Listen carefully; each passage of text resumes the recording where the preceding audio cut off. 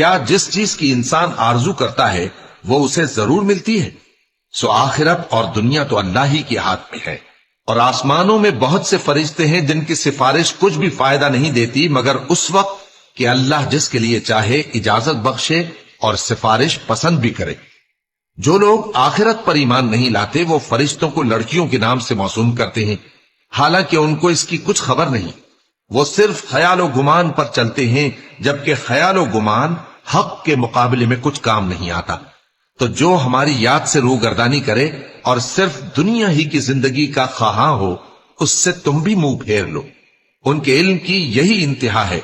تمہارا پروردگار اس کو بھی خوب جانتا ہے جو اس کے رستے سے بھٹک گیا، اور اس سے بھی خوب واقف ہے جو رستے پر چلا۔ اور جو کچھ آسمانوں میں ہے اور جو کچھ زمین میں ہے سب اللہ ہی کا ہے، اور اس نے خلقت کو اس لیے پیدا کیا ہے کہ جن لوگوں نے برے کام کیے ان کو ان کے اعمال کا بدلہ دے۔